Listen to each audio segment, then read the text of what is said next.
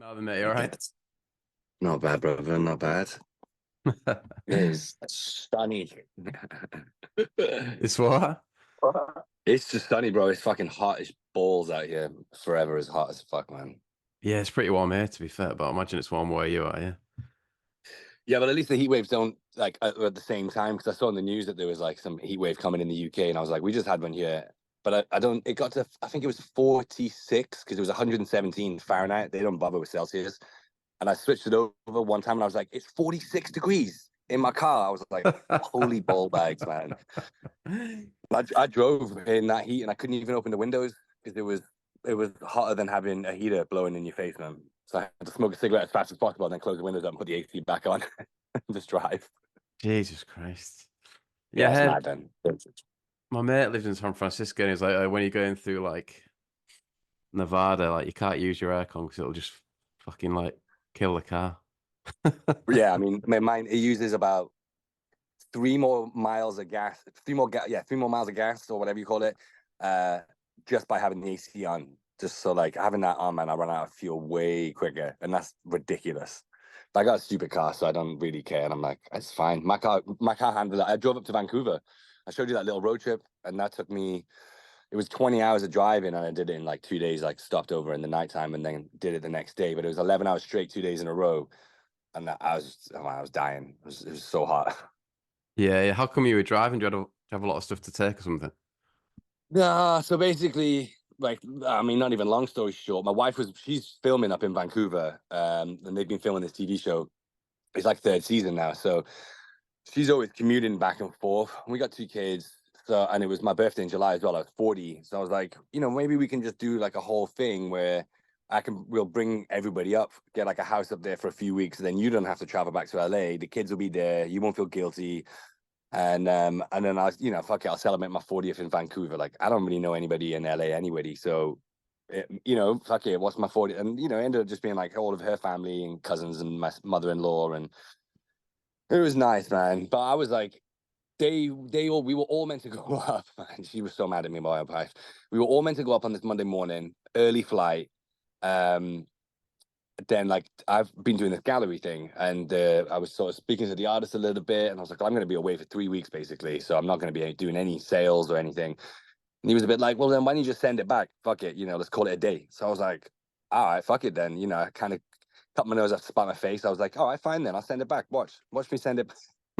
And then there was like all these like mad issues with shipping. So I basically said to my wife in the morning, I can't come. I'm going to come later in the week. And she was like, so me, the nanny, and 2 kids are going to go on this plane together without you now. And I was like, yeah, yeah. And then it got sort of, I think it was on the Thursday, and I pretty much wrapped everything up. I mean, it was so hard. I had to get like shipping crates built for the artwork because they're like really big pieces. And he shipped it over from Barcelona, and then I was responsible for shipping it back as the gallerist. And so I wrapped that up, and then I was like, babes, I really think it'd be amazing if I could drive up. And I've got a Mustang Mach 1, so it's like this really nice Mustang.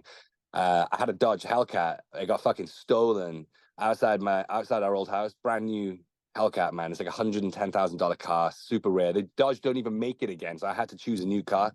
The insurance were like, we can't get it for you, so you're gonna have to pick a new one. Jesus. And I was like, man, this sucks. So I found this other Mustang. It looked nice. It's pretty cool. It's not the same thing, but it's like a 5 liter, 697 horsepower Mustang that just is the only thing that beat me was a Tesla, and I couldn't believe it. But I knew that was going to happen. But I knew it was going to happen because I've seen the Tesla Plaids and shit, and I was like, and it's not even a fair race. I was like, why do you get any joy out of beating me in my Mustang when you're in a fucking hypercar? Like, so I don't care. Like, it doesn't.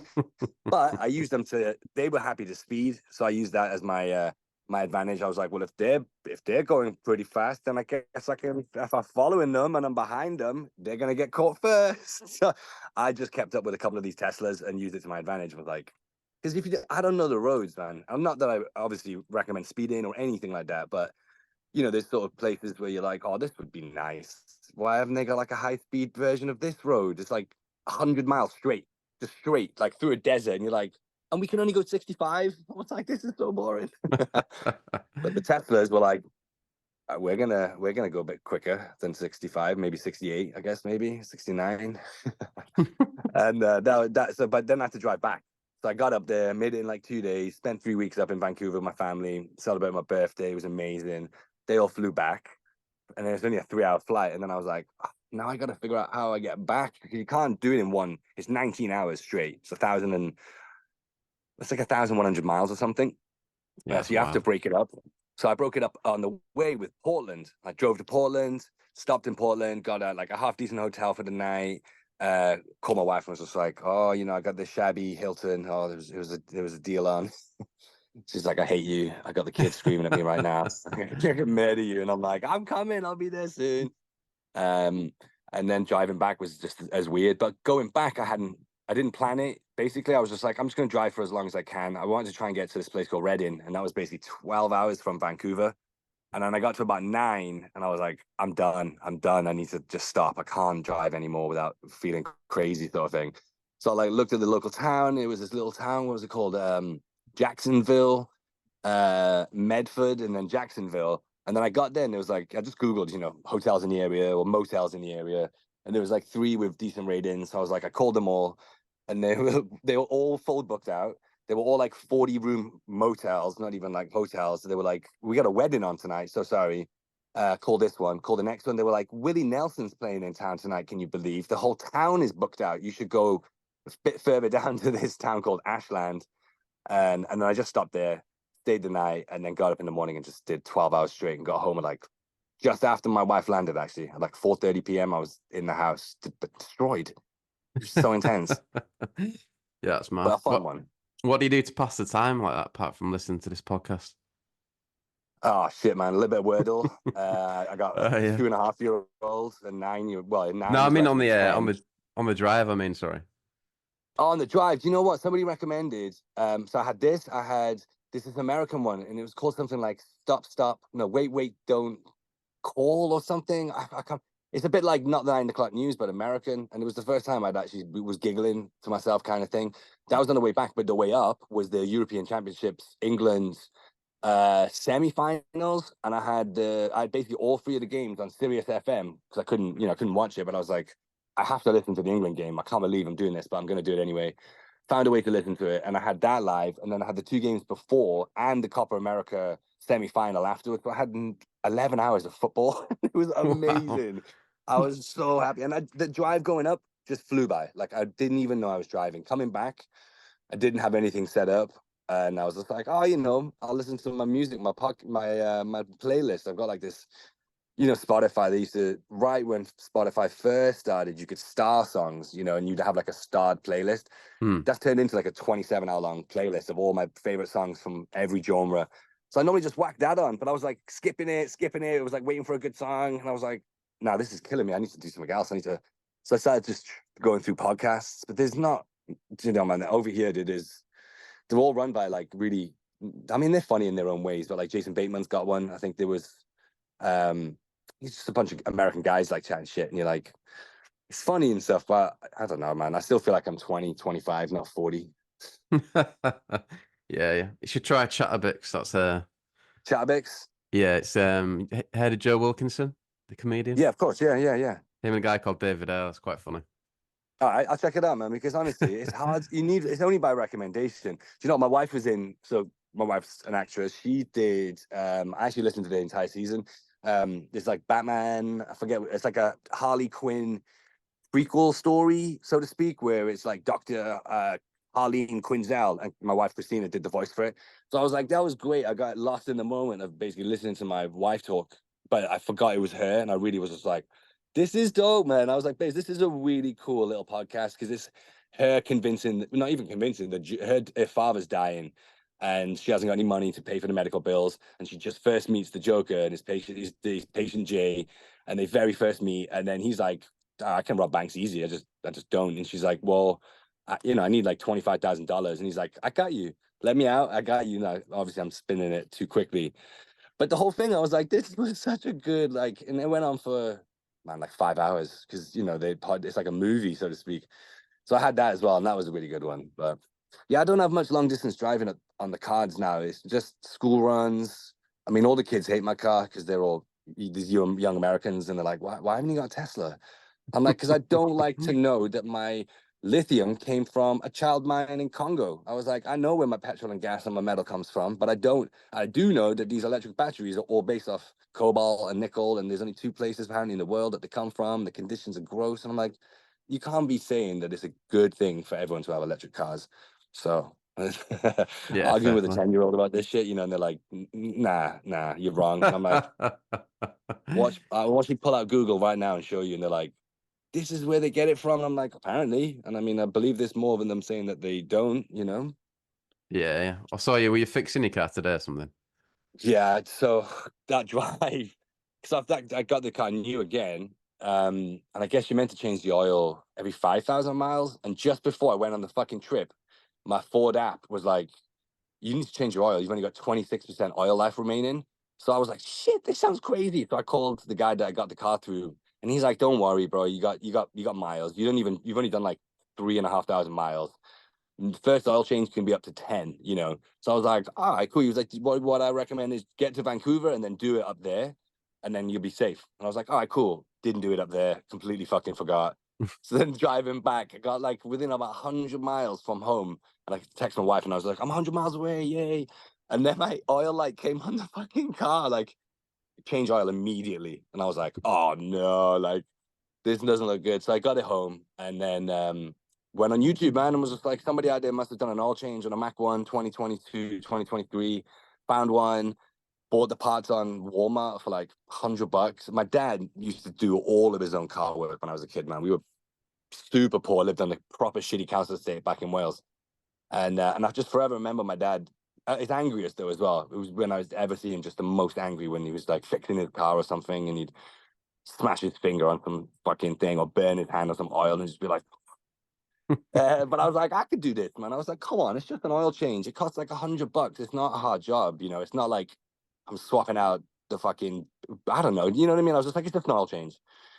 But because it's such a low car, just to even get the jack under the wheels is a nightmare. So it's like, it took me like an hour just to get the car on the ramp, and then the rest of it's super easy. But it was like a little bit of man pride. I was like, come on, Yeah, man. yeah. I've got to be able to fix my own, and I was joking. I've got a 10-year-old stepson, and I was just like, what if the apocalypse happens tomorrow and our car's fucked and I can't change oil and we can't get out of the city in my super fast Mustang? I was like, what's the point? So I was like, you know what, let's do it. And it worked, man. I did it. I turned it on. It rolled over nice. I changed the oil filter. Learned a bit about my car. I was like, oh, that's what that does. That's what that is. Interesting. Burnt my hands about 20 fucking times because I turned it on just to move it and was like, damn, this gets hot fast. Yeah, it's a good feeling, But isn't it? Like I fixed a bike puncher the other week. I was pretty happy with myself. yeah, man. Dude, old school shit like that, right? My dad was really into like self-sufficiency and like really made me do everything myself. So he really used to make me like take the inner tube out, put like talcum powder on it, get in the water, find a bubble, and like all the whole thing. But the sense of pride, like, now as an adult fixing it or being able to, I remember moving to London and getting bikes and forever getting punctures and just being like, and people's bikes would just be thrown away and they'd be like, it's got a puncture. And I'd be like, it's a 5-minute job. Are you kidding me? Like, but if you don't do it, back in the day or something, or you didn't get taught or whatever. But I didn't. My dad would just do it, and then he'd be like, "I'm gonna show you how to do it once. Boom, that's it." And I'd be like, Right. "All right, I got you. I got you. Old school, man. Like I keep RAF, dude." So fair, yeah. I keep thinking I need to learn how to change a car tire though, because that's gonna bite me one day. I know it is. I mean, I can't right now. I'd make it work. But again, like everyone's going like, "Oh, but we'll just watch the YouTube video right before I need to do it." And you'd be like, "Yeah, but if the internet's done, what are you gonna do? You're gonna get your manual out." So it is worth having a little play around and stuff, and just being like a little bit. Because even if you can do it on one car, you can do it on them all, I guess, right? That's the whole thing. But I really think the process is not difficult. You just need that stupid cross spanner thing and just a lot of a lot of weight, I guess, or strength. Yeah, yeah. Just keep assuming I'm gonna be on the side of the motorway one day. And you don't want to be Oh god, relying man. on RAC at that point, do you? No, but it's like a woman's worst nightmare as well. I didn't really, as a guy, right? Even just you saying it like that, you're like, oh, that would suck. Women are like, that's basically I'm dead, and I might get murdered, And especially, I mean, America's a little different right now, but I see what you the mean, yeah. world, but the world is all like if the woman was just on her own like that with a car broken down, man, you're just asking for fucking trouble these days. And that is really fucked up for me to imagine that there's not enough good guys out there just to be like, oh, I'll help you. They're like, oh, I'm going to go murder her. Well, it's fair to say you're in a bit of a Too much, more. bro. Are you in a more? I don't know if America is madder than I just England, saw but I the suppose shit it in must be. Stockport yesterday, man. Those riots are mental. I mean, it's tough Southport, living, yeah. but California is different. You know, again, like the UK, man, there's all different parts. You know, there's good things going on at different times, and there's bad things going on at different times. You know, California's got its own problems. The East Coast has definitely got some problems. Fucking Donald Trump, Kamala Harris. You know, there's like all mad shit going on in all the countries. So it's just like, I don't know. Everywhere doesn't feel safe.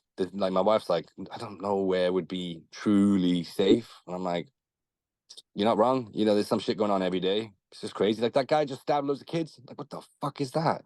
And it's always a Yeah. guy. You're always like, why is it always the men? What's wrong? We need to have much more conversations about what's going on with guys and the lack of, um, I don't know, whatever it is, the awareness around them to allow that what's his name, like Gareth Plume or whatever it was. Do you see that one? Gareth Plume, which one's Obsessed that? with Holly Willoughby, and he had Oh, like that's a right. rape. Yeah, yeah. And now he's in prison for like 15 years. And I'm like, I get it. He's definitely got to be there. But let's really, the conversation starts with how did a person get to a place like that? You know, how can we exclude so many people from society and expect positive things to happen? It's just like, you know, Yeah. and it seems to be guys. So the conversation is clearly also important for guys to be having it somehow. Yeah, I mean, it must be mad for you, like with the guns and having kids in America. Well, that's the thing about, again, California has much stricter gun laws. So Ah, like okay, right. I can't get a gun in LA because one, I think you have to be an actual American citizen. So even if I get my green card, which I have a green card, but it's like a 10-year thing.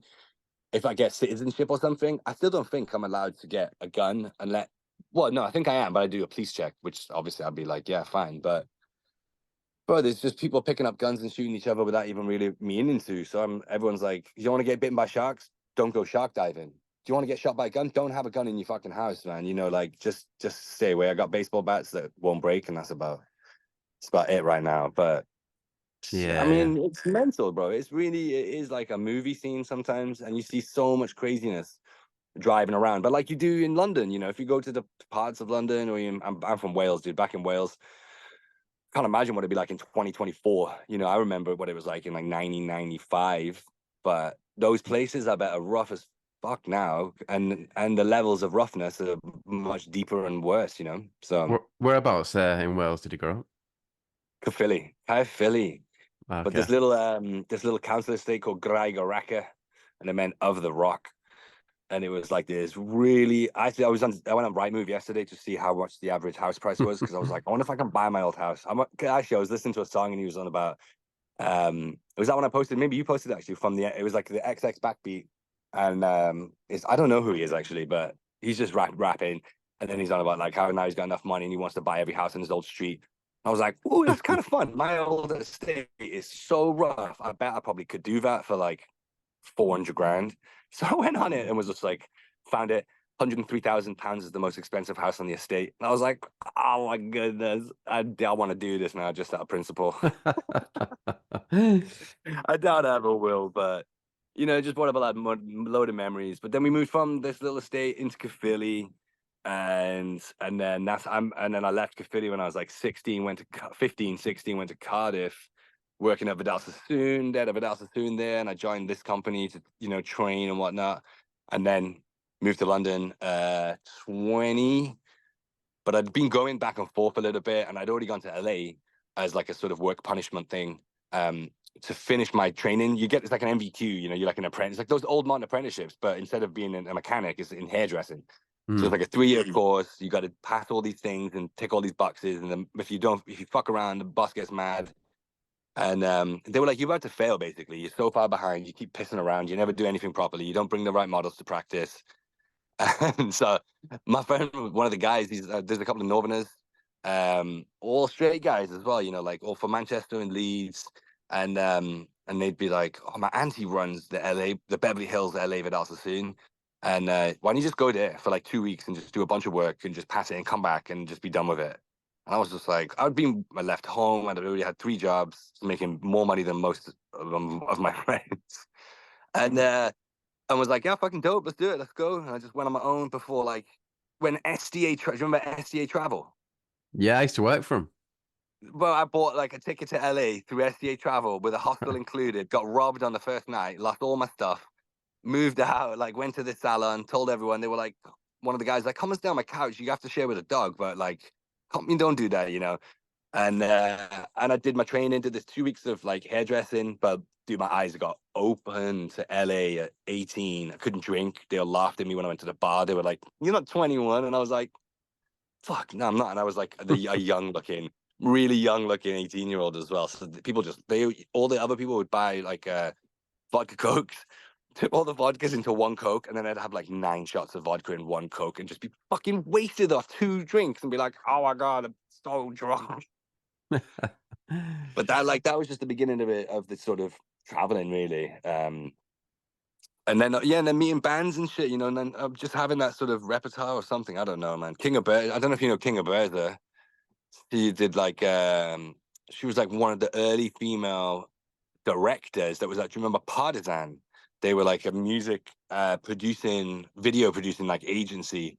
Okay. And so she did like the Katy Perry, I Kissed a Girl, but she was doing like the These New Puritans, man. I used to do I These New remember them, Puritans. yeah. It was like, um, shit, who else was it? Would it have been? She did them. She did The Virgins. Do you remember The Virgins? Not sure. Rings a bell, They I did think. like, they had like 2 songs that were like really big at the same time, but she just basically did all of the first. She would always be like she did the first video for all of these really cool bands. The Teenagers, that's how I met the Teenagers. Was through Kinger. I met Lady Hawk, LaRue, and I don't know the point now, but like, yeah, she was sort of the very first person that got me into any kind of because they called a salon that I worked at. Taylor was in Commercial Street opposite Spitalfields, and they used to like call up randomly and just be like, "Oh, you know, do you have any people into fashion or like are doing music videos?" And I'd always be like, "Me, motherfucker, if anybody ever calls the salon asking for extra work, don't even give it to anybody else. I'll murder you." And I used to get tons of extra work from stuff like that, you know. Yeah, yeah. I mean, that's the place to be in London for that type of thing. Yeah, I moved in when Brick Lane was just popping off, like when the Libertines was just sort of coming out. I used to do the Kooks, I used to cut Luke's hair for ages, man, when he was dating like Suki back in. He would live in like the back end of East London, man. Uh and there was nobody really doing, obviously there was no social media either. So like people were just like word of mouth, like or I'd get credits. NME, I'd get credits from NME for doing magazines, and people used to come into the salon with a magazine and just be like, "Is this you? Did you do the Kings of Leon for this cover?" And I was like, "Yeah." And they'd be like, "Can you please cut my hair and do it the same?" And I'd be like, "Yeah, fucking done. Let's go." And I'd stayed in that salon in Taylor for a few years because it just benefited me so much for getting. It was in just the best location. It was just up above Brick Lane. And then you'd have like, oh, I forget what was it, the Old Blue Last was down the road. Mm. So everyone, every Friday, Saturday after work, I'd be at the Old Blue Last getting wasted, and just that moment in time was just before social media. Everyone had a BlackBerry, I guess, maybe BBM. You know, it was like there was Yeah, a yeah. form of communication, but it was not like this, not like taking videos. I've got like a random video that was from a BlackBerry that I managed to migrate old school. That was the Kings rehearsing at like Camden Lock or something, and you could just hear him like stringing up and doing some shit. And I was like, "What the fuck did this voice note come from?" It's like 20 years old, but you know, they made me sign an NDA though when I worked for them, so I'm not even sure Oh, how long really? that. Wow. Yeah, yeah. I worked for them for a long time, and then they were like, "All right, you get to hear a lot of shit." And I was like, "I'm never saying anything to anyone." So, but they were like, "It would just make us feel better if you would." And I was like, "I'm done. I don't give a fuck. Like, sign it." But then I was like, then they did uh like a documentary, and I was like, "So I never cut your hair for 5 years, huh, guys? You all just your mom did it for the entire time." I was like, "All right, thanks, you fuckers." But, you know, I again, think I saw that one. Yeah, yeah. yeah, but you know, I also had a great deal with them and their manager. They paid me the most money I used to ever make for cutting hair. So I very much went in with like, I'd rather the money than the free tickets, you know? And they were always like, great. They never offered anything. I never asked. And I had a really great relationship with them, you know? So I was happier that way than being like, let me be in the movie. I was like, I don't care. And you know, and their whole thing was a bit like, we don't want anyone to really know that we're having our hair blow dried mid set because we're sweating our balls off, you know, because we're wearing fucking suits. But they were like, at the same time, I don't want to go back out there looking like this. And they'll be like, I got you guys, you know. But one of like Sony A&R thought I was Jared once, and that kind of pissed a lot of people off because they were just like, bro, I dress the same and stuff. And it wouldn't like a bad, they weren't really pissed off, but there was a bit like, can you make sure you like sit on the other side when we're like having a conversation? And I was like, I got you, bro. I got you. I can see it It's now like you the say same that, though. I case. can see that resemblance, to be fair. I got him into all things, dude. I used to cut, right. The CFO, I think his name was Steve, man. He was the fucking legend. So we just opened this Taylor, and it was across where Spitalfields was. All Saints, excuse me. All Saints was new but popping so crazy. And I was cutting this guy's hair, and he'd call me and be like, "I need a." He thought he was George Best, right? He had like long curly hair, Scottish guy, loved Manchester United, so we bonded. I love United. So we were always chatting stuff like this, and then he'd always just call me last minute and be like, "I really need a trim. I'm off on this. You know, I've got to go up to Scotland or whatever. I'm doing this stuff." But he'd be like, "Listen, go to the store, pick whatever you want. Don't care. Take what you want." So at first, I used to be like, just get a couple of t-shirts." And then it got to a place where I'd go into All Saints and Spitalfields, and I'd come out with pretty much every single new piece they made: leather jackets, bags, pants, the fucking works, man. And like give it to my friends sometimes, or the Kings would be like, "Where'd you get that new shirt from?"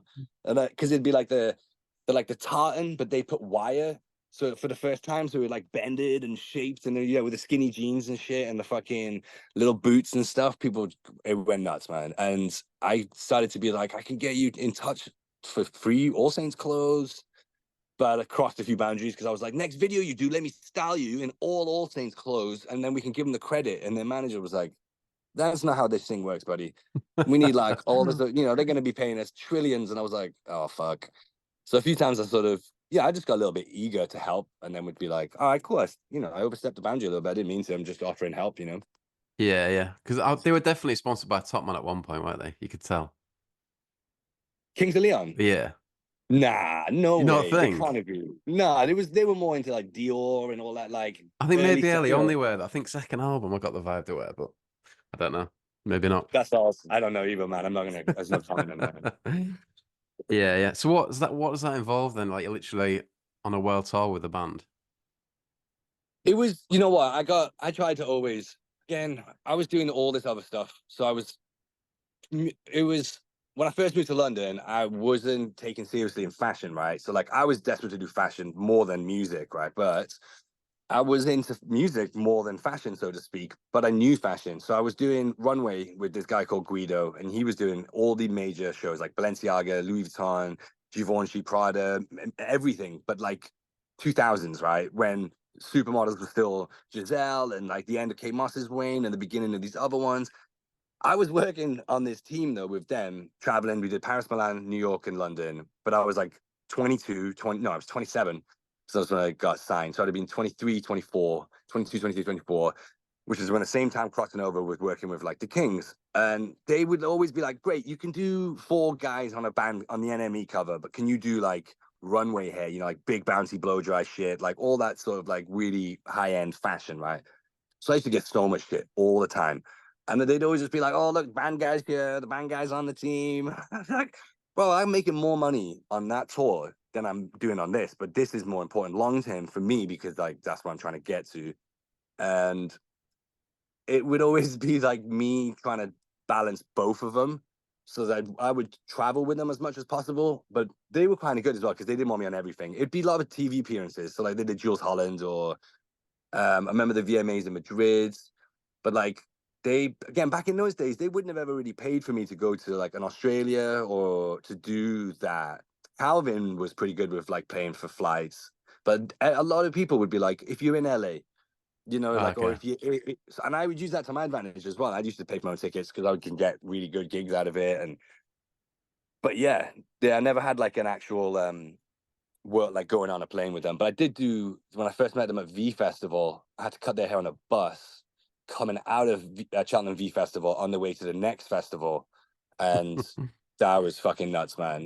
But cutting, like, I was cutting Jared's hair, and it was the first time he'd cut it off from long to short. And I was on a fucking moving bus, man, with potholes, and somebody, and Nathan was, or it was Jared or Nathan. Nathan and Caleb would be like, "There's a pothole coming," and I'd be like, "Yeah, great, thanks. I need to start trimming hair when, and everyone's drinking wine at the same time and stuff." But it was that was a fun introduction. But I did it with the Rakes when I met them in Amsterdam. And again, there was like, if you're in Amsterdam, we're playing, right? It was at the Paradiso, and I was like, I was hungry, dude, to get credits on my name, CVs. It was all before social media, right? So it was all like about CV. It was all like what things you'd been doing and how you could then sell that to other people, or to basically get promotions in the salon. I was always like, well, I've done all this extra stuff. I'm way more famous. You need to now give me art director's position so I get more percentage on my haircut prices, right? Because you only get 60/40 or whatever the deal is, right, in salons. So I was always just being like, I want more. I got to figure out ways to sort of do that. But met them in Amsterdam, did their hair, but then everyone took mushrooms, and I woke up in Berlin with them on the tour bus, and they were in practice, and they just left me asleep on a bus, and I just had to find them and be like, "Guys, where the fuck are we?" And they were like, "We're in Berlin. Didn't know you were on the bus." And I was like, "I gotta call work. I gotta call work." And I had to call the salon and be like, "I'm on tour with this band. I'll be back in a week." They were like, "All right, cool. See you in a week. We'll cancel your clients and all this shit." And I'd had a good relationship with my clients, so I'd text them and be like, "Hey," and they'd be like, "This is so cool. Look at Mark on tour." I'd really supportive clients as well. That they saw I was this young little Welsh guy, dude. I was just desperate to get somewhere else out of life. So they got to sort of witness that journey of trying to get to somewhere where you're like a respected person in your field. Yeah, yes. Well, you mentioned the Rakes, so bring in some of the comments we got off Instagram. Honey. And got one from Dorian from Teenagers who said Dorian, man. Ledge. he said, yeah, he did my hair when I was living in London. Thanks, mate, for the free haircuts. And then Jamie Ann Lasser mentioned something about Triangle Man. Ask him about Triangle Man. Yeah, man.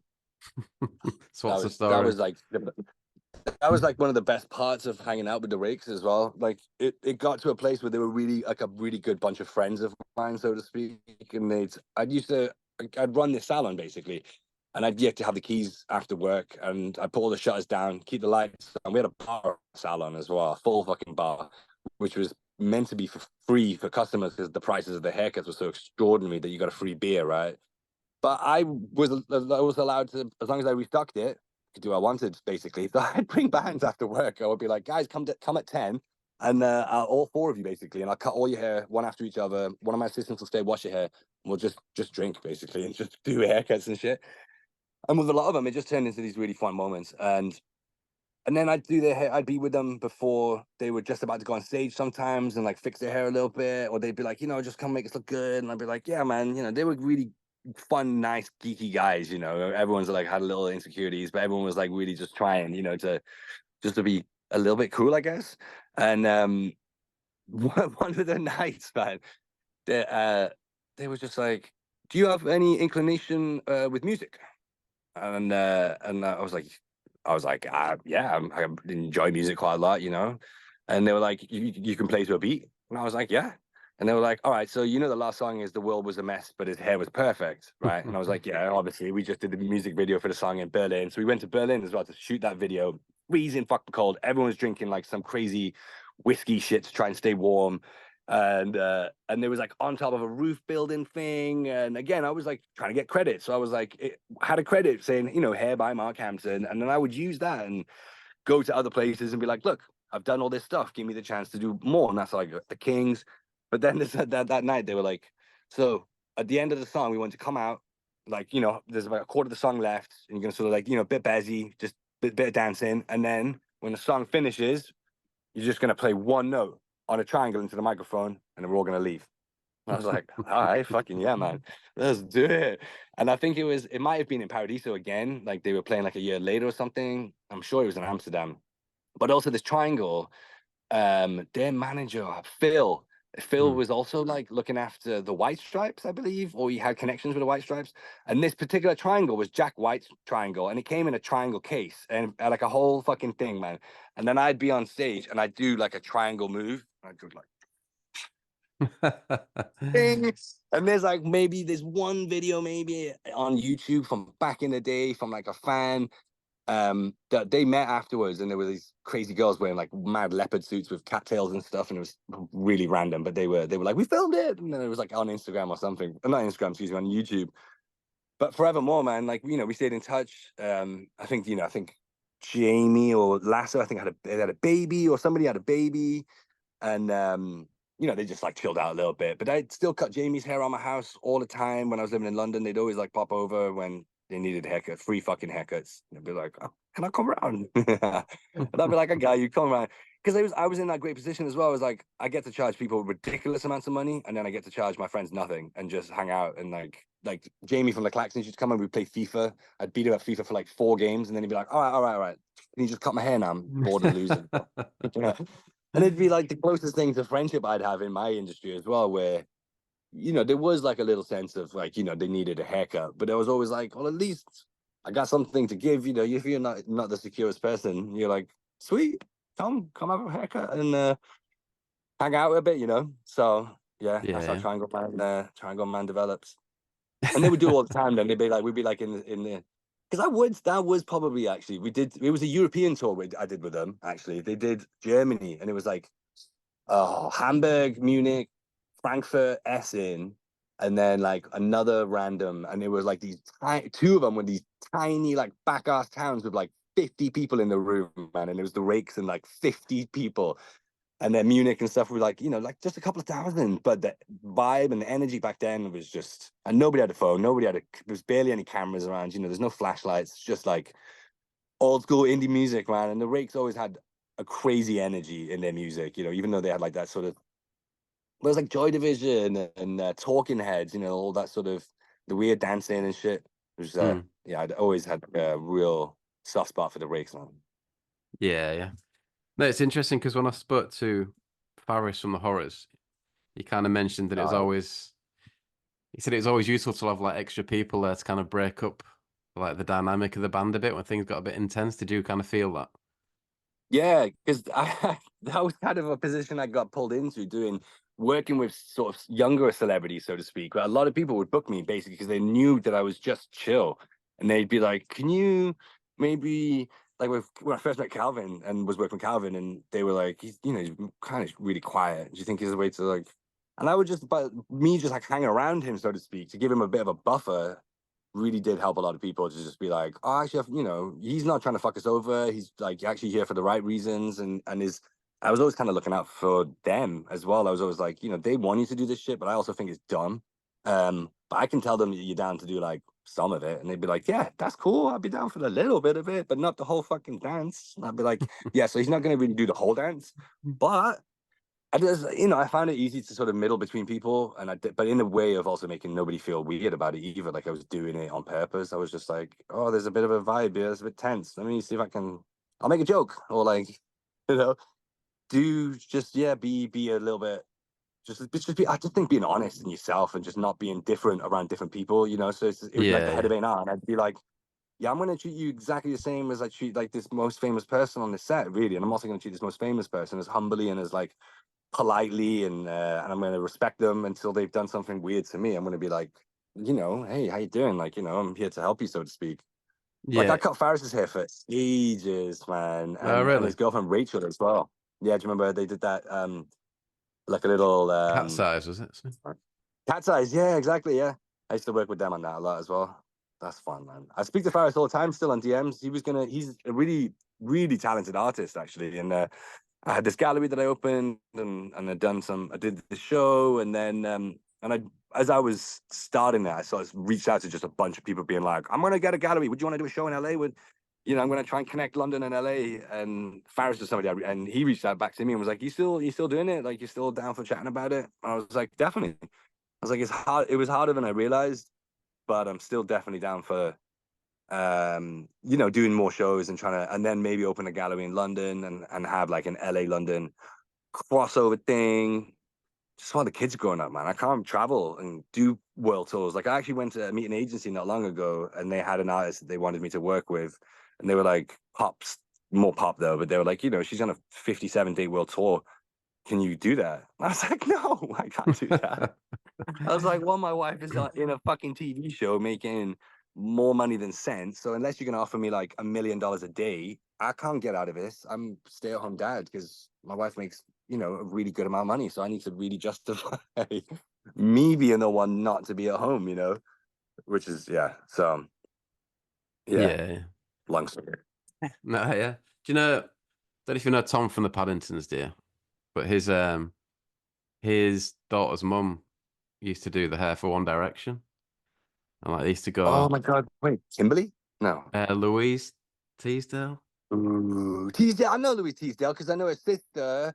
Not Charlotte. No, she's got a sister though, isn't she? Sam, is it? Yeah, Sam Teasdale. That's it. And she does Bleach. Yeah, that's one, yeah, because Yeah, I know all those guys. that was a bit of a mad insight. Like he used to have to take their 2-year-old on like a world tour 'cause she was committed to like literally every day with them or something. Absolutely mad. I mean, that's like, it's a real commitment. I mean, I could do it the other way around. If, like, again, if I was the breadwinner, I'd be like, babes, we're making, real good amount of money. And that's, and they really do pay well for things like that because you're at such they have you locked down. So they really make it worth the while. You're like, I can't turn that down. That's crazy amount of money, So, yeah. But you remember the Maccabees? I used to do the Maccabees as well. I remember them all now. Yeah, Used to yeah. do Orlando from the Maccabees. That's fun. Yeah, they had some good hair in that band, to be fair, didn't they? Hugo and Dude, Felix that as was well. always a thing though. They came to me with it and I just maintained it. And I always just like pushed it a little bit, but I always was like, because they'd always be like, I don't want to fuck this up, but I like it. But every other person I goes to murders it. Can you just not? And I'd be like, I gotcha. But I know what a trim is. I know how to do that and like minimal. But I'd also then be like, I can't believe you're paying this much money for me to just like tidy it up, But they'd be like, yeah, but it looks incredible. And what's the guy with the blonde bowl? I did his hair once at the salon. From super famous. I forget his name now. One ball, not The, Tim Burgess. yeah, it's Oh. Tim, man. Yeah, did his hair once. Excellent. And were you bang into this scene then, this indie scene back in the day, in the Bro, music I terms? was probably the first person wearing April 77 in East London. Like, I had all the fucking lockdowns. I had the Rakes with Fred Perry. They introduced me to like the head of marketing at Fred Perry. And I actually got an opportunity and I basically winged it and styled their album cover with the one. No, we made a mock up of it. I don't think they used it, but it was them jumping into the swimming pool, all dressed in Fred Perry. And yeah, man, the All Blue Last. I'm trying to remember the other ones. There was this other, it was when we went upstairs and there was like a pool table in the back called the Golden Heart. No, the Golden Lion, maybe I think it was. Um, but yeah, man, going to like V Festival but I was always I had just the luckiest way of being able to always go a VIP, always manage to find a band that we worked with was playing at the festival, and then we'd be like, I'm here if you need a free haircut, and they'd be like, yes. How many VIP tickets do you need? And I'd be like, 4. I'd sell 2, and I would then stay and bring a friend, and be like, yeah, I left making money, and we had the best weekend ever. And I'd be on stage I used to do the XX for ages and they would just be like, come on stage, or be on stage, just right at the back. And to have that sort of opportunity. But yeah, back then it would have been fucking. I remember, what did we see when the Kings of Leon, they were supporting Queens of the Stone Age in London. And that was like the first time I'd seen the Kings, basically. And it was like these Italian guys that worked in a salon and a couple of these Italian girls, and they took us. And I was just like, wow, fucking blown away, man, And I was a little small kid from Wales. So just really to grow up in that scene as well and to be part of it, to look like I was part of it. I had the haircut that everyone would be like, I want your haircut. I was the king of the quiffs. Every time they'd be like, we're doing a photo shoot, that whole like just after the emo when it was like all of a sudden they were really like cool but like understated. And they were all coming to Taylor, man. Or there was another salon up the road, Vision, I think it was called. That was also like had a couple of the guys that was like Corrado was doing Razorlight, and he was always doing Johnny Burrell and Razorlight, and then it would be me and him. I would do Kate Nash, and then Kate Nash, I'd be busy the next job, and he'd get it. And then we ended up working together though, and actually, working in a salon. He does radio hair. He was pretty big in the fucking indie scene. He's like a lot older than me now. I mean, not a lot, excuse me. He's probably like late 40s.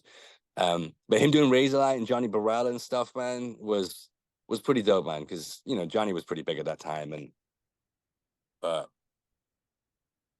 I loved it, dude. I definitely was obsessed with indie music, you know, and just the vibe, the look. I had the skinniest jeans, and my boss would just be like, "Do you spray them on? Do you peel them off? Like, and where do you put your dick?" I'd be like, "Yeah, yeah, I get it. It's just all the way underneath, tucked under, bro." And you'd be like, "What?" But you know, you'd just be like, and there was all those brands as well. And I remember selling so many of my clothes. I remember selling this amazing leather jacket. There was this brand called Unconditional that was like out in Spitalfields for this small moment, and I think it was like the designer from All Saints had been bought out or something, and he'd left and started his own brand, and he just had this amazing zip up hoodie leather jacket, and the hood zipped off. And every one of my friends would just, all the guys would be like, "I need that jacket, dude. It's like just," and I'd be like, "I'm not giving it, no, no, no." And then I ended up being broke, man. And was like, €1,000, you got it, man. Take it. It's yours. Wow. Christ. But like, do you remember Swear? Those pointy shoes you used to get? There was like in Carnaby Street, there was this one shop, and it was SWEAR, and they were like winkle pickers, but these leather loafers, and it was like early Italian emo indie stuff. And people would just be like, "Your luck is just insane." And then there was other street photographers and stuff, and I'd wear the fucking braces with like the low jeans and the fucking, I'd cut my own vest open and shit, and just I was very much but not really without. I just was like, I just grew into it so easily. I had my lip pierced. Fucking just, yeah, so emo, man. So not emo, so indie, so indie. But then I'd go to New York and I would just feel like I'd fit right in because like all the guys were skinny. I was 6'2", so they'd always be like, "You should model, you should be a model." And I'd be like, "I'm a hairdresser, man. Come on, I don't need to model." But I was like, "I'm not good enough looking to be a model. Are you kidding me?" So, but yeah, Yeah. that was yeah, it was a good scene. So then what point did you move to America then? When did that come around? Well, America was not, it was a lot later. I mean, I moved to New York for like 4 years when I was like probably in my early 30s. And then I moved back to the UK pretty much like all around just before COVID started, or like about a year before COVID started. And then fuck, COVID hit. I was kind of stuck in London for at least the first year, but I was still able to travel. I was in Italy first. I was stuck in Italy for like 2 or 3 months. Got back to London, and then Europe was a bit weird. There was like a weird way you could sort of travel with work and stuff for a minute. And I managed to get to Germany, where I basically went on a date with my wife, my now wife, and that was like a reconnection from like a 5-year-old. We met at work thing, and then she was filming that Matrix movie, the Matrix 4, I think, in Berlin, and was just like, come out, hang out, let's hang out for it. We've always been saying we're gonna hang out, let's hang out. And it was just one of those amazing. We went on one date, and then I ended up staying in Berlin for like, well, the entire time she was filming, so like 2 months, and we spent every day together. And then coming, trying to sort of do that distance sort of thing for a minute. We managed to meet. You could get to Mexico like through COVID restrictions and shit and stuffing, and then you could like get into the US if you were in Mexico for a bunch of weeks. So I did that. Stayed in Mexico for Christmas and New Year.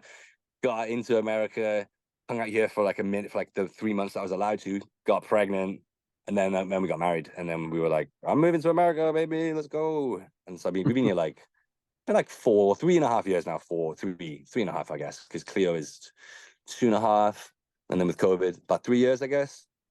But yeah, but I'd always been working here. This is like the first place I'd come when I was younger. So I've been coming to America, geez, man, 10 times a year average for 15 years straight. So it was like Yeah. moving to LA wasn't even really like different. And the UK is fine, but these guys don't want to live in the UK, and I'm like, yeah, LA's a bit better, so I get you. I can hear my baby kicking off. All Doesn't want right. to eat lunch. Nah, that's fine. We got cover, so we're good, man. But she's just kicking off. It's Okay. funny. And like, yeah, I was gonna say, what's it like being having that Hollywood connection? Is it just something you take in your stride, or is it hard to get used to type of thing?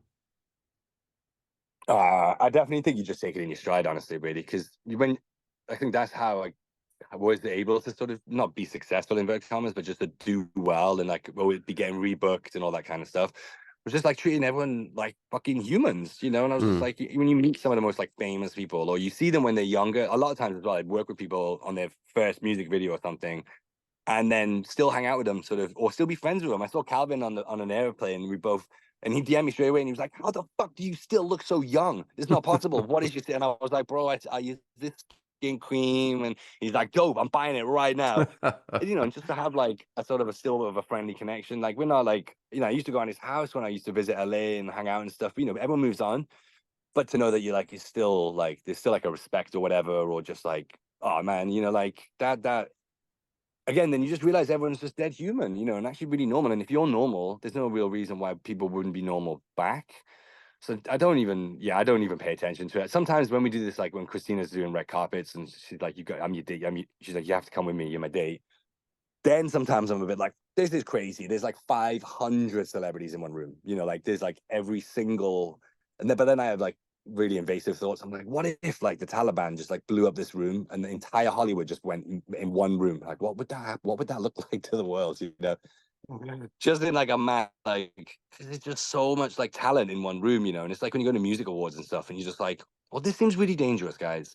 All the good people have all one caliber in this one place right now. The world's dangerous, but you just sort of, it's just a funny, silly thought, you know what I mean? But I just, again, I just think it means you just really quite, I don't know, I guess just really early on, I don't know, maybe it's like my upbringing or something, or just always adults are just adults, it doesn't really matter how famous they were or whatever. It was just like you start to respect your elders. And I think that stuff just carried on. And now I'm 40, I'm like trying to teach these kids to respect elders, because I'm like, what's wrong with you kids? You can't call me bro, Mr. Hampton or Mr. Mark. They're like, what's up, bro? I'm like, you're 10. Oh, not right now, brother. But then I'm like, oh, brother. Yeah. Do you prefer living over there, like compared to? Oh, sorry, Same. you've broken up a bit there. No. I was finished, man. I prefer living. I mean, over here, dude, I don't know. I mean, it's definitely a different lifestyle, but I miss the food. And that's why I moved from New York. I always just remember I liked it, but I missed the food. And it's not like the produce is bad, it's just different. Process things differently.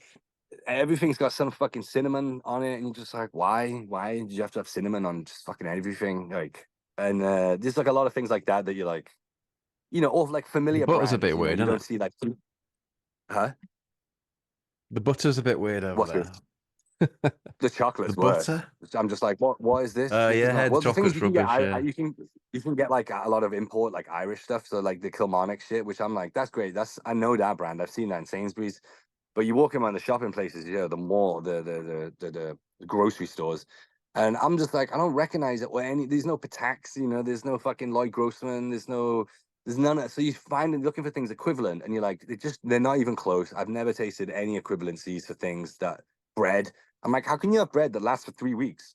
And they're like, yeah, but we put so many additives in it that it doesn't go off. And I'm like, yeah, but it tastes like sugar. I was like, I don't want sweet bread for breakfast. If I wanted sweet bread, I would fucking put like an egg on it and fry it in butter. Like this whole, so there's a bunch of things that you're like, they're missing out sometimes on things, but like, I don't know, man. It's ease, isn't it? It's convenience, we're living Mm. on like, where we live is like quite small streets and stuff.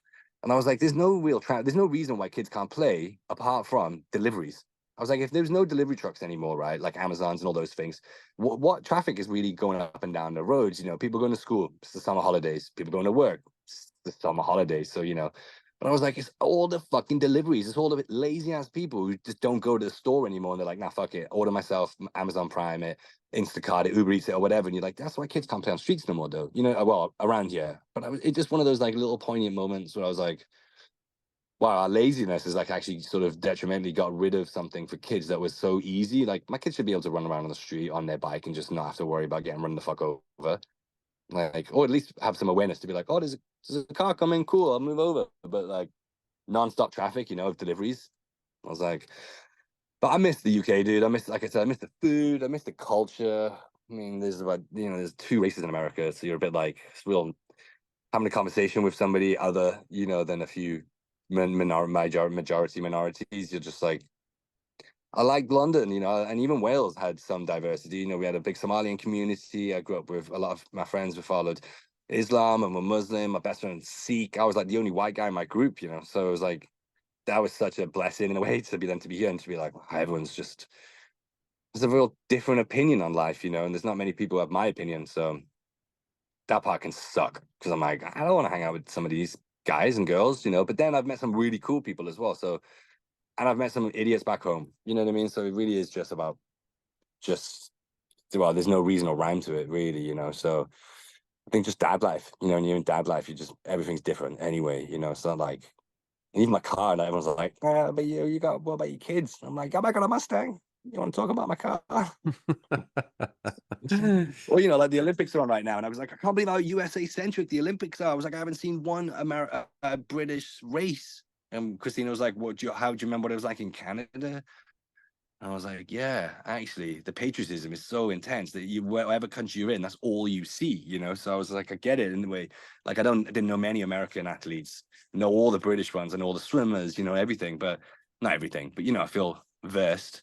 And then I'm watching these ones, and I'm like, who the fuck is this guy? I don't know this guy. And they're like, oh, he's state champion 7 years in a row. And I'm like, since when?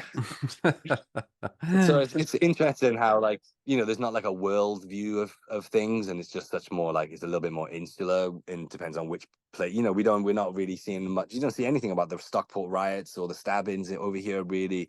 And I'm sure nobody's really paying attention to the fucking. I mean, paying attention somewhat, but like, I'm sure it's not main news, the Trump and Kamala Harris stuff, and like, you know, all the other things that are going on here. So, but it's a shame, really. Yeah, I mean, I suppose it depends how like you consume stuff. I guess I look for the election stuff on YouTube and all that. Found it Yeah, fascinating, yeah. but yeah, it's a mad time. How do you see it But panning to be out? here as well, it's impossible to know, man. Because like it was like when Brexit happened, and then there was like I hated this whole definitive proof thing, because when they say like 49% of a set number of voters all wanted Brexit, says it's right, but then they quantified that I think there was say 29 million people in total, right, in Britain, but of those 29, only 8 million had voted, and of those 8, 49% didn't want Brexit, right? So there's like 21 people that didn't even fucking vote at all, like nothing. So then when they do the same thing with the Trump thing, and they're like 51% of the country, and you're like, no, it's 51% of a set number of the number of people that you asked, right? However many, it's not the entire country.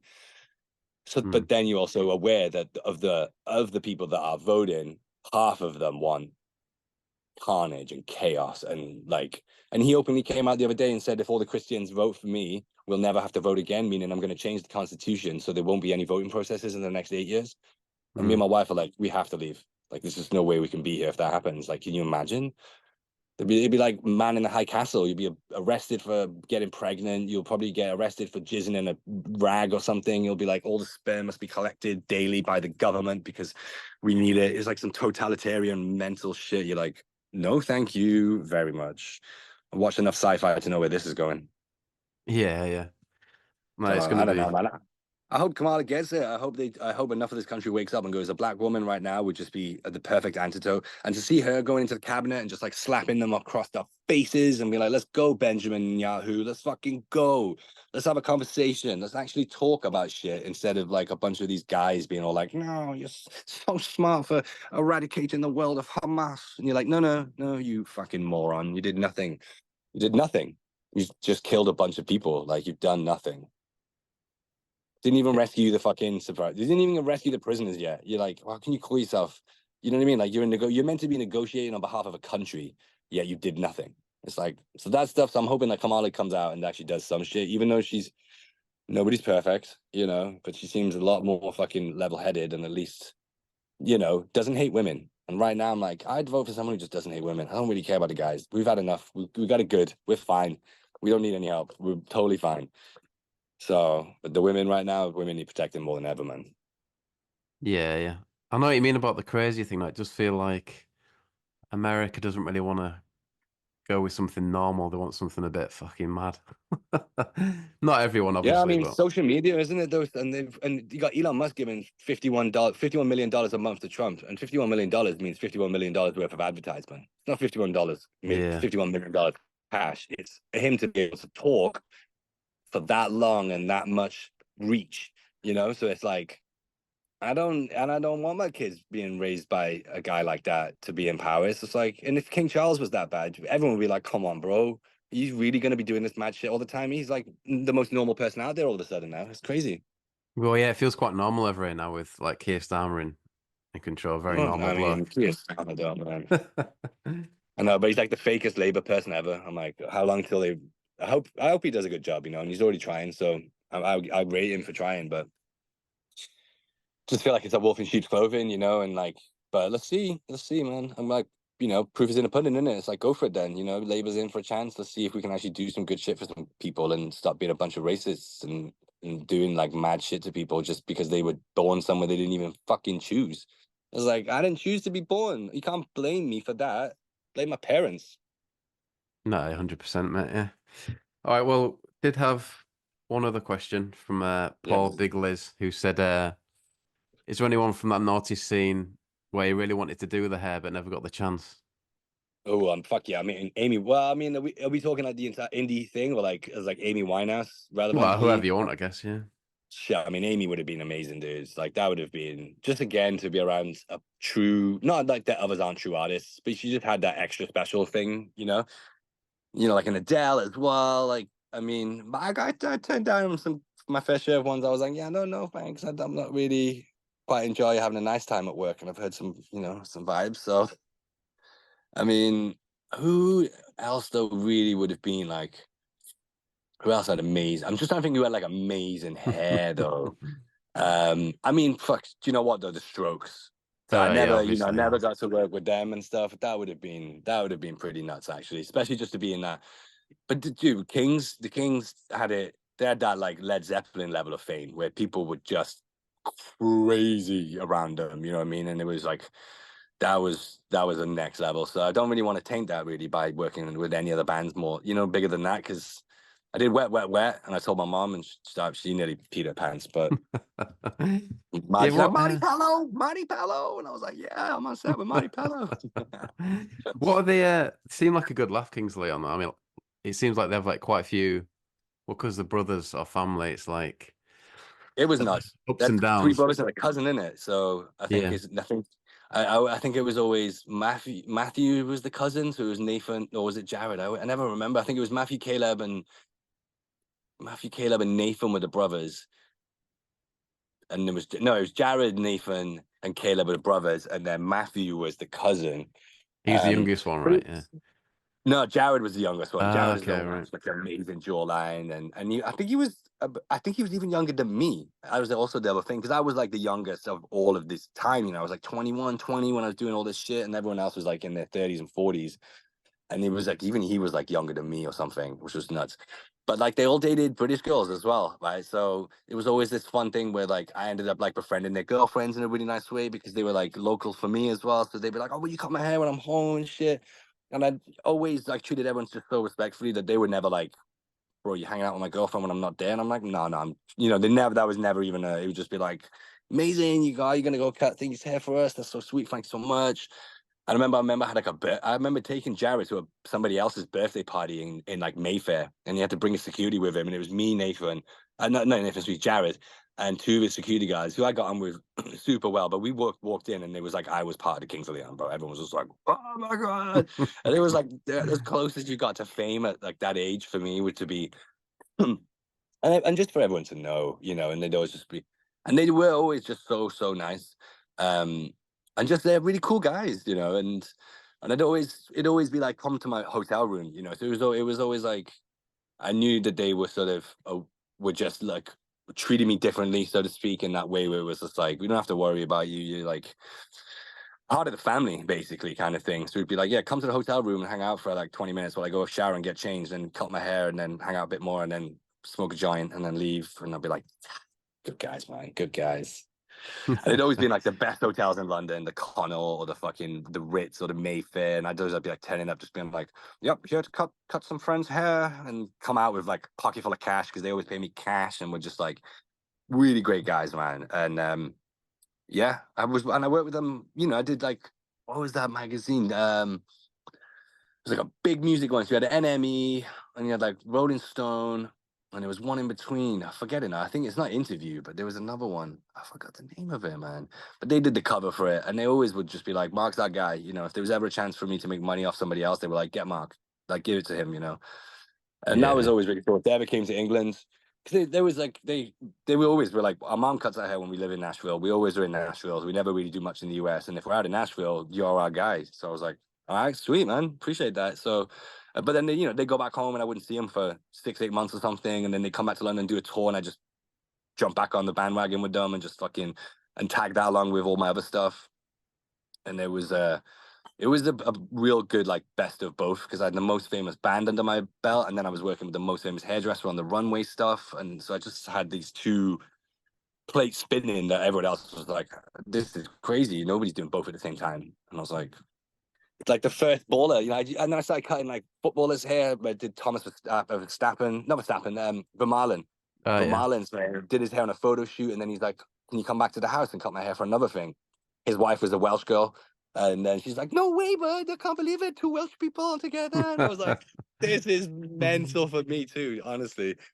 And but like sort of creeping up that level. And again, before Instagram, before you could sell it, and it was only by word of mouth. And I just get phone calls from personal people just being like, "Hey, this is yeah, Thomas from Marlin, and I've heard you like, can you come to my house and cut my hair?" And I'd be like, "Yeah, yeah, I'll be there real soon. Give me a minute."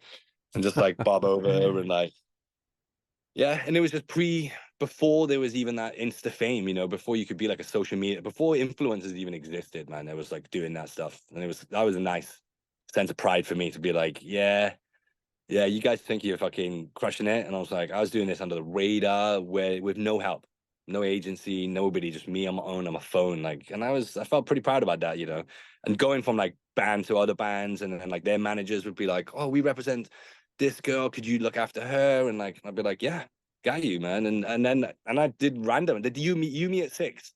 I was just like, "What the fuck am I doing here, man?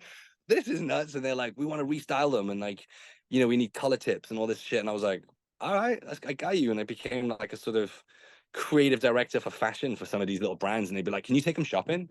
And I'd be like, "Yeah, yeah, okay, sure, I'll take them shopping." And it's just before those roles existed, and now I look back and you're like, "Oh my God, I did like 4 people's career at one point just for fun on a side project, and like without being like egotistical, but like you look back and you're like, that was pretty fun, man. I worked my ass off though. And I didn't really get that much money out of it, but it was all about notoriety, it was all about being that underground cool guy that people would be like, I need that guy. Where's his number? That Yeah, was yeah. pretty nice. Is that a huge part of getting anywhere in that industry, like with people, asking for advice? Is it like the personable side of it just a huge thing? I think it goes in circles.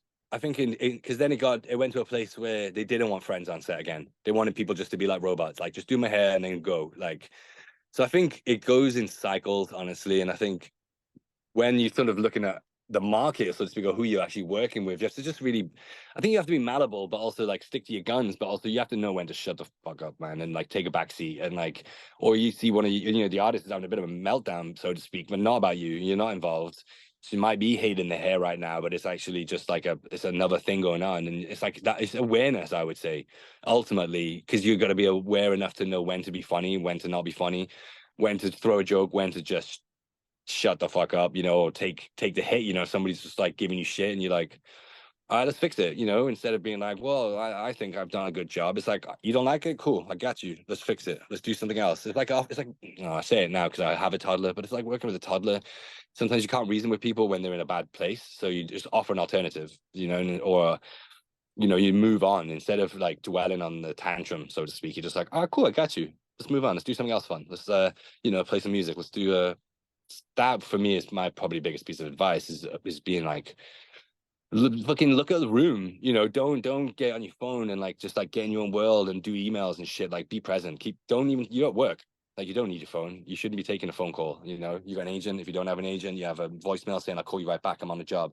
Respect where you are and respect the people you're around, and give them that undivided attention that you would expect the other way around, really.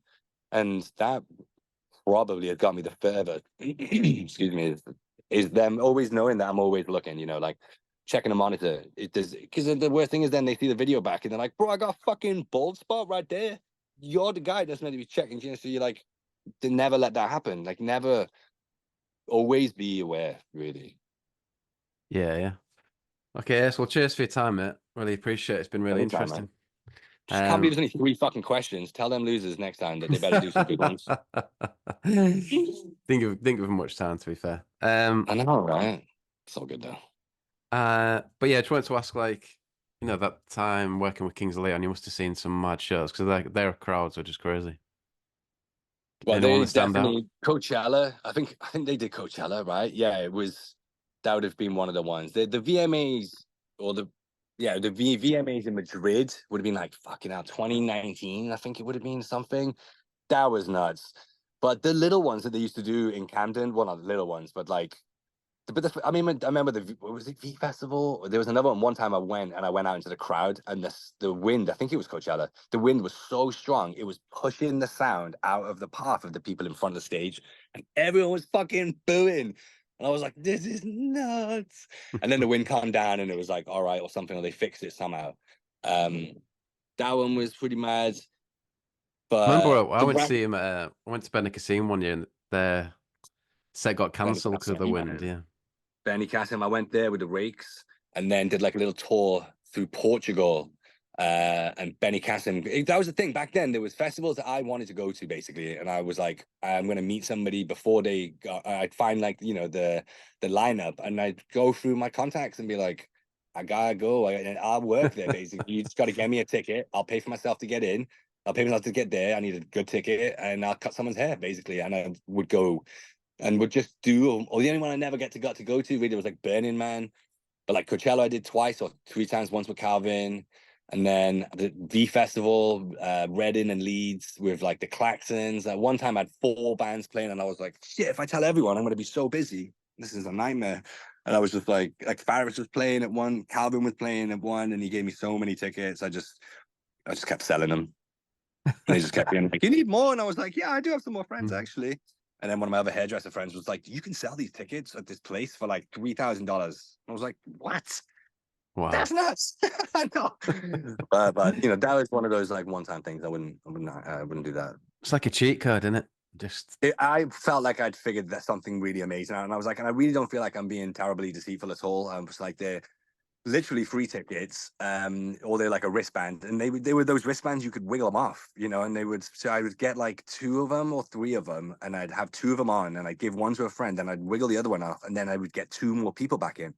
So you would just, and then they would pay you for like that, and I would just be like, well, this is really great, actually. I get to like, I covered my flight ticket now. I paid for my hotel finally. I didn't lose any money. I think this is fair. Like if they don't want to pay me that way, got to make my money back somehow. yeah, But you got to do yeah. all of that shit, man. When again you're coming through, and it's like you got to know when and where. Like it's never been deceitful, but like you got to really be like, man, or you like giving away free things, and you got to like.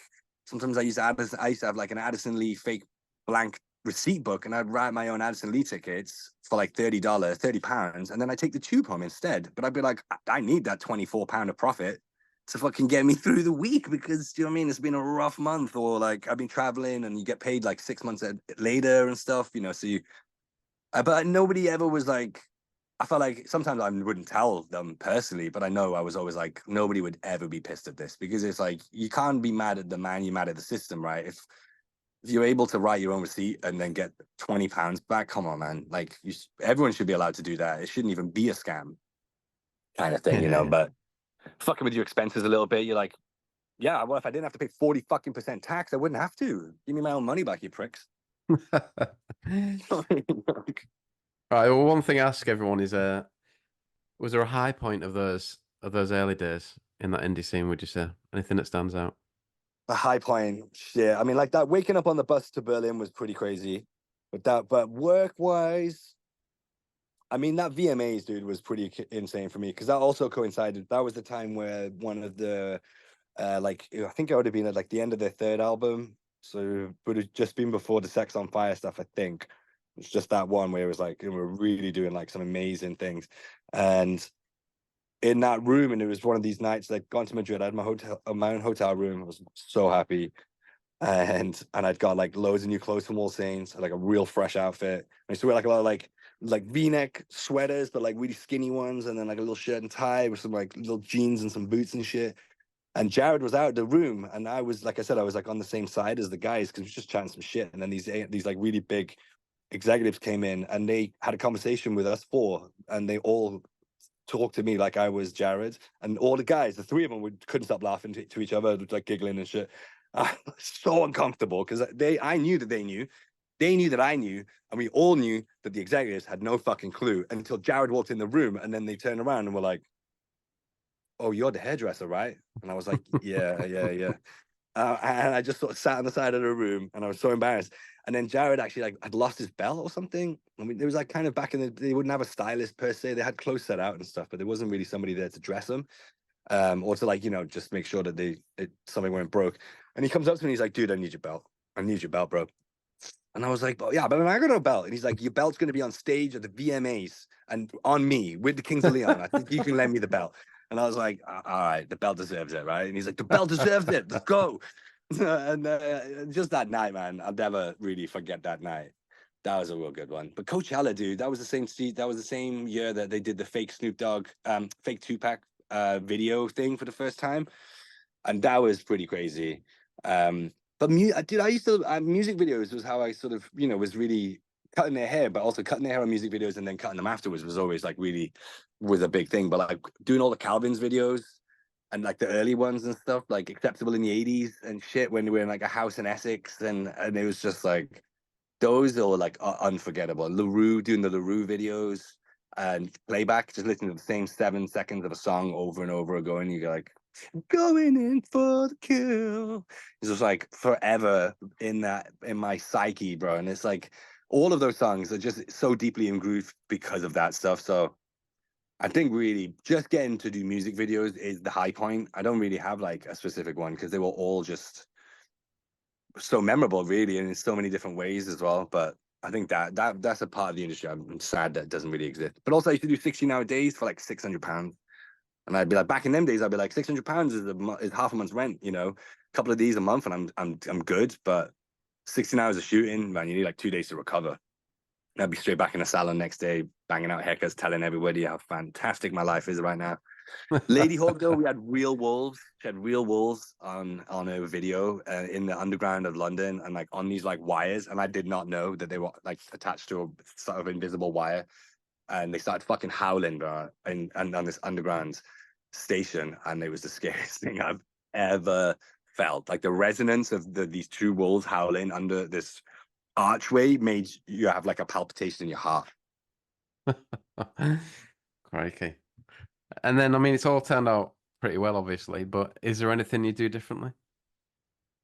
Yeah, I would do it harder and I would do it better. I would have got an accountant early on to help me with my money. That was my biggest mistake ever. Definitely not having advice. I had an accountant who stole money and committed suicide, and then just sent me on a spiral of not paying any taxes for a real long time. And that to fix that was my biggest challenge I've ever gone through. Going bankrupt and dealing with that, you know, as a 30-year-old was the worst thing I'd ever make somebody go through. So I would just definitely change finding a business manager, not business manager, just like fucking accountant, someone who can do your taxes, someone who can help you do the books and make sure that you're paying your taxes, you know, no matter how broke you are, save that money, pay your taxes. That would change in a heartbeat because I would definitely be 100 times more famous had I not just famous, just I would have done it better. I would have gone further. I went to New York just as I don't want to do this. I'm going to just avoid my taxes. And then they were like, "You got to pay us, motherfucker." And I'm like, "Yeah,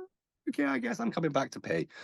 And I did, and I figured it out and I'd done it. But having not gone through that, that would have been, you know, I sort of put myself on a sabbatical, which I didn't need to do career wise, moving cities kind of thing. I should have just stayed in London, carried on being the big fish in a small pond, and taken it over. And probably had a few proteges, had some assistants, marketing, social media would have come involved, and I probably would have like an agency of really talented hairdressers that just dominate that industry. And it'd be like, you only go to this Mark Hampton agency because everybody else is shit compared to this. So, a few mistakes on the way for sure, man. Yeah, fair enough. Guess there's always something in there, but looks like you've done all right, to be fair. Yeah, definitely, dude. You know, you find ways through things, and it's not. I don't even have a bad taste about it, but definitely, if there was an opportunity, you know. So I saw this one the other day. It was have $10 million now, or have the chance to go back and fix your mistakes.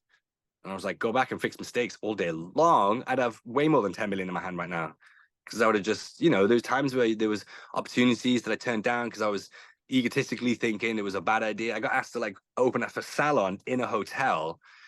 I was too young. I was like, but I was popping off so much that everybody was like, there's a lot of impetus to carry on that sort of thing. So yeah, like I would have definitely made a few other choices now, but it's like you said, at the same time, it ends up how it is, And had I changed those choices, I would never have met Christina, had a baby. Maybe I'd have met somebody else and had a different baby, but I wouldn't have this baby. So I don't really want to change that much and risk having a different baby because this baby's amazing. So it's all like it all happen. It doesn't happen for a reason, but it all just happens. You know what I mean? And I guess it's up to one to find the best way through it and make a best scenario out of something. And it's not even, again, it's like, it's not really that bad, a big of a deal to not have done those things. And it's only like when you ask that question, but I definitely don't sit there being like, oh, man, I wish I'd didn't say no to that Lady Gaga video, or I wish I did turn up to work with the right attitude on that Victoria thing, like, so, but again, if you did that, you wouldn't be here, right? Yeah, I guess if you're always learning from stuff, that's the main thing, I guess. Yeah, and that's the other side. Even if you got to make mistakes, I'd rather make that mistake then and then not now. Like I'd rather have gone through that then, even though then it sucked, and I thought about I'd never want to do it. Now I'm like I wouldn't want to do that now. I'm like, way more comfortable and in a great place. Imagine now dealing with it. So some like admitting your sort of not problems, but like facing them and just being like, just get this shit done, man. There's no point. Tomorrow doesn't exist. You know what I mean? It's always going to be today. Yeah, yeah. Okay, yes, mate. And is there should have asked you this before, really, but is there a song you'd want to play out to from that time? Oh fuck, man! I mean, We dude, can you I can tell wouldn't me mind a later if you little want. block part. No, I will. Yeah, I'll think of a second one. But I was really sort of forgotten, was surprised how good Block Party was again, and like no, I forgot the name of the song, but it's the North to South entry. That Helicopter, one, yeah. Helicopter, man. And I heard it again the other day, and I was like, oh my god, I haven't thought about Block Party for so long. Um, but that could be cool, man. I mean, there's this band out here that I found that they're probably the closest to it. They're not indie at all. Kurungbin. All right, I'll have a Have you look heard for those him. guys? KHURANGBIN. I think they are. They're like kind of like hippie indie, I guess you'd call it. I don't know, um, but then I don't know, man. I might have to shout out "The World Was a Mess, But His Hair Was Perfect" by the Rakes, because that really, I don't think there's a better song to play out than that. I mean, 22 Grand Job is just a winner, but to do the video and like just to be part of that story with them, and yeah, and they're the only ones who ask questions. Well, although maybe we can fade it into the teenagers, as Dorian also asked a question. Well, to be fair, is it Capil from Mystery Jets? Give you a shout out as well. Oh, Caps, man. We just spoke again on DMs the other day because he posted something, and I was like, "Fuck, man, I haven't thought about Capil for ages." And the last Capil will love this. The last DM I have from him was, "How much are your haircuts these days, brother?" And I was like, "I'm not sure you're gonna like my prices." And I said 70. He's like, "Yeah, I don't like them prices. I'll catch you around soon." Because I did get to a point sometimes where I had a lot of friends and they'd be like, just haircuts coming out my ass, man. And I'd be like, I need the money sometimes also. But again, always, if you've got to trade. You know what I mean? Like I was always able to use haircutting to get websites built, to get advice, to get discount from All Saints, and I'd swap a haircut. And it's like, so if you get a chance to have a trade, do it and use it and really trade it, because there's so much more value in it than money. No, yeah, definitely, yeah. Yeah, I weirdly I watch this barber who lives in LA who's on YouTube called Jeff Wittek, and All right. his story is really cool. Like he's basically a criminal in New York, and he kind of used barbering to get Nice. where he is today. Yeah. This is good, man. I'm down for the sort of what do you call them, redemption stuff. I like it a little bit. At first, like I get a little bit because somebody was like, "Oh, look at this guy. He only cuts homeless people's hair. You should do the same thing." And I was like, if I've done it and I didn't put it on Instagram. That's the point. I was like, but then, but I also don't hate on people making money off a job where you're like, yeah, go like do your thing. But I do sometimes get a bit like, man, you got it so much easier. You could just like whack some shit. You can be all like philanthropic. I can never say it, man. Philanthropy, but in the future tense, philanthropic. Yeah. Philanthropic. I was like, it's a trend now to be like giving away things and being that guy or girl. And so I was like, I'm still down though. I'm thinking of trying to open a salon over here to do some teaching, because I used to do a lot of teaching through the salons, and I was like, it'd be a nice way to open an avenue to give back as well, and also to have people know how to cut good hair, because that was always this thing where it resonated through my entire career. People were like, why don't other people know to cut hair like you cut hair? And I was like, I don't know. I got taught. I didn't know how to do it before. I got taught how to do it, so I assumed that everyone got taught the same way, and everyone's like, nope. Nope, not at all. And I'm like, well, then I can't really answer that question for you. I don't know why they don't know the same, or not doing it the same. It's all math. It's all about angles, it's geometry, and And I was like, it's like playing a game of snooker on your head. You meet corners and shapes and shit. So I was like, it's just math. I was like, you can't fuck it up if you follow the steps, so to speak. But apparently that is not true. So Yeah, fair play. Well, yeah, it'd be good to get you back on the radio show if you ever fancy it and pick some songs. 100%, dude. I'd love to. Let's coincide it. So I've got like this gallery I'm gonna try and do another event soon. Maybe we can do like a playlist through you that I could then use at the gallery or something, and like tag, do some cool tags and stuff, or do like a little. I want to do this event. There's this photographer called Vinka Peterson, and she's not like a fashion photographer. She's like a sort of lifestyle, but like subverse. She follows like rave culture for like 20 years with her like in it. Like she wasn't just following it, she was part of this rave culture, but like this sort of almost like nomadic homeless style version where they're just traveling from place to place, going from like rave to rave. And she documented it for like 20 years. But there's a video that goes with it, and it's like a fucking full-on rave movie, so to speak. And they want to do a show in the gallery in LA. So I'm trying to sort of figure that out, but maybe there's a way to like do like a similar thing, but of indie, and we can find like a really good, or make, or some, I don't know, put it all together and make like a really fucking cool little event in LA, and just do like a little indie night thing, see who's out here, because there's still some people out here, maybe. Yeah, that'd be yes. Thank so much good photography from that time. It Yeah, should be that's what I mean. like And I was some kind really of interested exhibition. to, yeah, definitely. And the one I did, if you get a chance, go on the Oil Bird. That's on the Instagram. That's that little gallery I just opened. And it's a beautiful space, man. And it could be a really good little, it could be a fun idea to coincide it with just, I don't know, the same night, like some fucking the Mobos, or do they still do the Mercury Prize? Yeah, I think so. Maybe I'll find out when the next Mercury Prize is and do like a live streaming from LA, and get like some people out in LA to do like, we're doing the Mercury Prize Award in LA as well at the same time. Yeah. Do like a little pitch. Yeah, so just briefly, I guess like are you creating art spaces and is that what you're up to kind of thing? Well, I've got one. That Oilbird was like an office, inverted commas, that I then took everything out. I was using it to get Christina ready for red carpet events. So we had a private space outside of the house, basically, because it's with kids and shit, it's just impossible. And she's got like people and dressers and all this stuff going on. So we had this opportunity to take this space, took that, so made it look nice, put a barber chair in there and like a nice mirror so we could do some work. And then I'd been talking about doing a gallery in there for ages, and this crazy guy from Barcelona, who was very successful, was like, I haven't done a solo show in LA yet. I'm down for that. So then I was like, all right, so now I'm a gallerist, and I had to pull off a fucking 2-night event, like a private dinner for 20 people, and then an opening party for 45. And I sold 4 pieces of his work, so sold like $58,000 worth of art for my first show, which was like, pretty decent. And then yeah, I was like, the dream would be, so I could get back to London a bit more, would be if this space went well and I could get like some other good art people to come, and it started to become like a bit of a business, then I'd want to do one in London and try and sort of use that bridge basically, and have like British artists. Right, sorry, dude, my just went toppling over.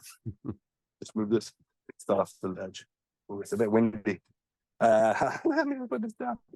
Sorry, that's. All right. I would like basically do that and have like have a gallery space in London that looks as close and as good as this sort of LA one, and then have like LA artists sell work in London, London artists sell work in LA, and just sort of try and open up this opportunity, really, because I still do Fashion Week in London, and one of the designers that I works for is like a very non-profit kind of thing where they develop younger designers as they're sort of growing, so it's like their first or second show. And I've always just loved that concept. And it's like working with, upcoming designers and being like, give them a space to show their work in LA. Great. If they sell it, you get 50, everyone gets 50-50. If you don't sell it, it's not such a huge loss to anybody. You can ship it back.